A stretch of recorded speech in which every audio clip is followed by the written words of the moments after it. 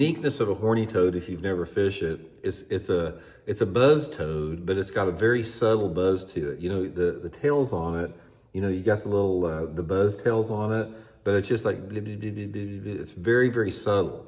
And if you get in the right situation, guys, those giant fish will hammer this thing. There's a lot of other buzz type frogs that have a more aggressive tail on it that puts out more action.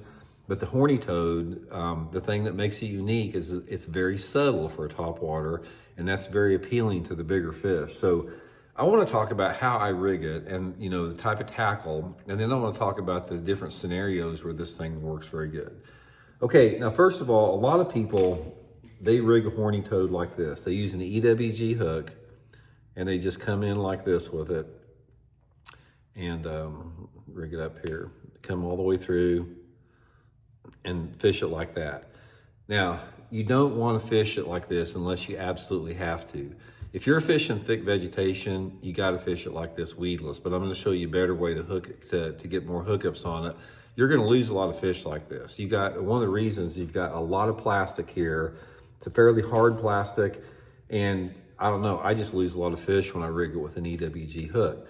But like I said, if you're fishing it over lily pads or grass, you got to do that. That's just part of it. But the way that I prefer to rig it, and actually the way I prefer to fish it is in more open water, is I take this straight shank Gamakatsu G-Finesse worm hook. We've been talking about this a lot. I'll link this in my Tackle Warehouse link in the description of the video here, guys. You want to get like the 5/0 hook, 5/0 Gamakatsu G-Finesse heavy cover worm hook.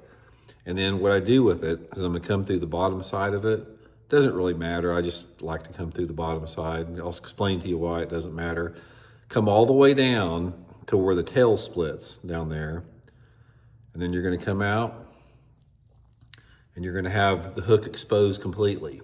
Guys, this right here, if you can fish it like this, your hookup ratio will just go through the roof. You hardly ever miss one like this.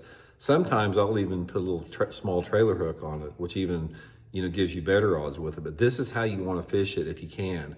And also, guys, when you fish it like this, when you cast it, sometimes when it hits the water and you start reeling it, it'll come across the water with the hook up, and then the next time you'll cast it, and it'll come through the water with the hook down. Don't sweat it, doesn't make any difference. I prefer it with the hook down, but you can't really, it's just the way it lands. It flips back, and it doesn't flip back and forth, but the way that it lands in the water is that either runs hook up or hook down.